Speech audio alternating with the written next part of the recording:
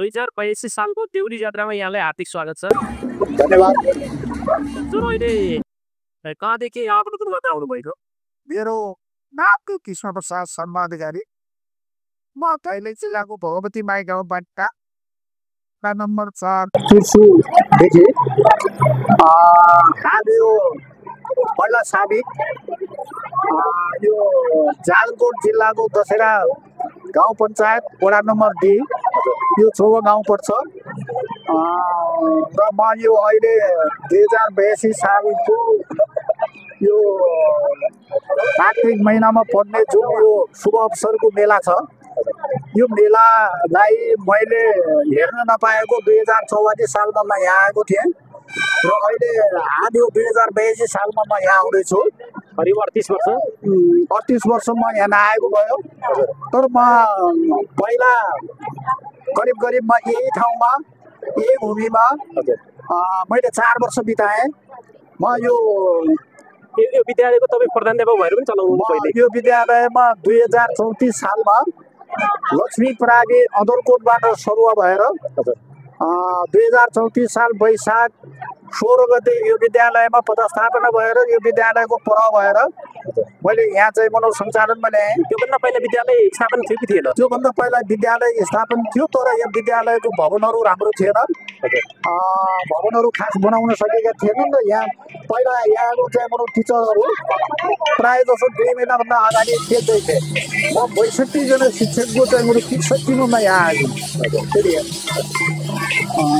र म आइसकेपछि अनि तपाईँ हुँदा पनि यो जात्रा त्यति बेला यही स्कुलमा लाग्थ्यो कि अन्यत्र कतै लाग्थ्यो? यही स्कुलमै लाग्थ्यो तर यो विद्यालयहरू अहिले तलतिरतिर बनेछ। यो पुरै चाहिँ मेरो यहाँ चौर थियो र यसको उता पल्लो साइडमा पनि चौर थियो।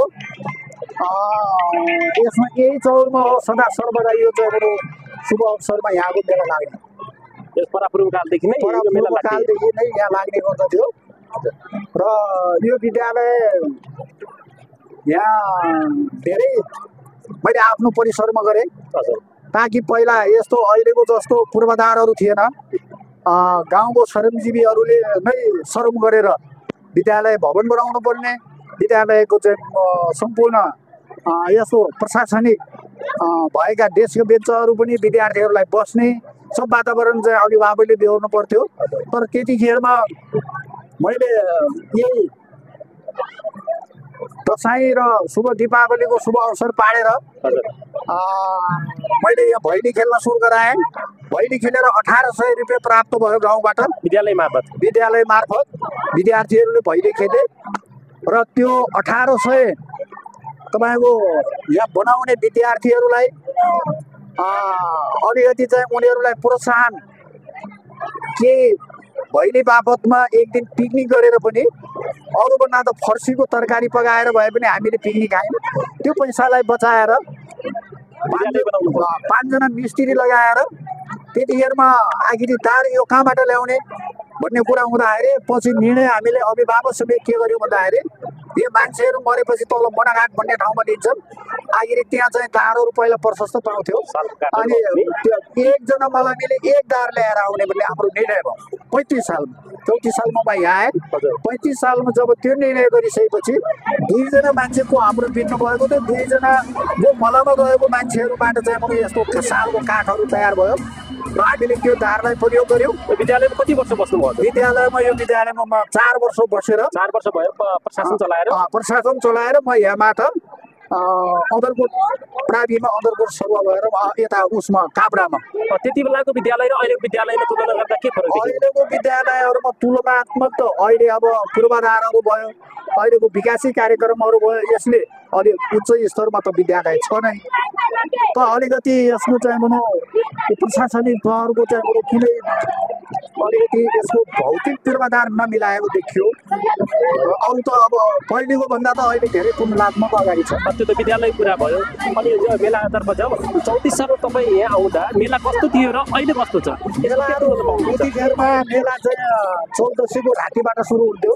बेलुकी सुरु हुने अघिल्लो दिनको बेलुकी सुरु भएर भोलि वर्ष लगभग 12 बजेतिर 1 बजेतिर यहाँ सिद्धिसक्थ्यो सबै मान्छेहरू आफ्नो घरमा गइजान्थ्यो र अहिले के छ भन्दाखेरि खास हिजो साँझ आउनु पर्नेमा आज चाहिँ बरु 1 बजेतिर आएर 2 बजेतिर आएर अब बेलुका कति बजेतिर जानुहुन्छ तर म 44 सालबाट अहिले भर्खर चाहिँ मलाई यो सालमा आउँदैछु त्यसो आकाश पातल धेरै परिवर्तन छ यसको अनि त्यति बेला लडाइँ झगडा हुन्थ्यो कि लडाइँ झगडा भन्नाले यसमा त्यतिखेरमा के थियो भनेपछि त्यसमा बाजाहरू 9 10 बाजाहरू आउँथे र जस्तै जानु पायो जात्राभित्र पसल आयो भनेपछि अरू मान्छे साइड लाग्ने काम्रो आयो भनेपछि काम्रो आउने यो डाँडाबाट काब्रा यताबाट झन्ने जालमा यताबाट आउने फाल्टी यताबाट आउने तर झगडा भनेको अलिकति सानो न्युले पनि उनीहरूको प्रत्येक वर्षमा आफ्नो कुनै बिहाबरोमा अथवा आफ्नो कुनै नातेदारहरूमा परेको झगडा यो जात्रामा आएर झगडा सुरु हुन्थ्यो सुरु हुँदाखेरिमा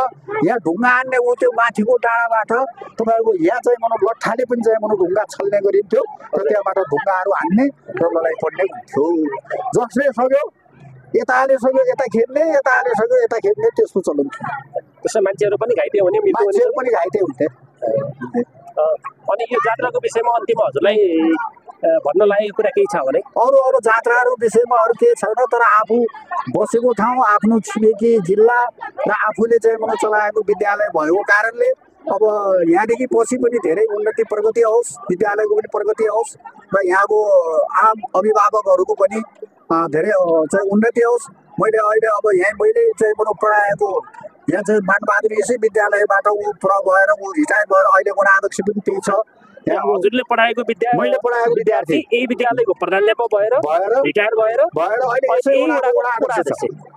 अध्यक्ष पनि छ मैले पढाएका विद्यार्थीहरू जस्तो फुलबहादुर साई वीरबहादुर थापा मानबहादुर बुढा दुर्गाप्रसाद अधिकारी यी सब मैले पढाएका विद्यार्थी हुन् यसै विद्यालयबाट उत्पादन गरेको र अहिले अब ठिक छ आखिर यसै अन्तर्गतमा हुँदाखेरिमा पनि यहाँको जुन दशहरा जुन अहिले क्याम्पस छ त्यो क्याम्पसको मैले 12 दिन काम गरेको छु शिलान्यास गर्ने मैले त्यहाँ त्यतिखेरमा हाम्रो 8 कक्षा माथितिर बाटोसम्म चलेको थियो त्यहाँदेखि पछि मावि चलाउने भनेर यो विद्यालय त्यतिखेरमा 3 कक्षासम्म थियो 3 कक्षाको विद्यार्थी लिएर मैले 10 कक्षाको विद्यार्थीसँग लगाएर आखिर फर्स्ट भएर चाहिँ हाजिर जवाब प्रतियोगितामा मैले ल्याएर हुन्छ यहाँलाई धेरै धेरै धन्यवाद हजुरलाई पनि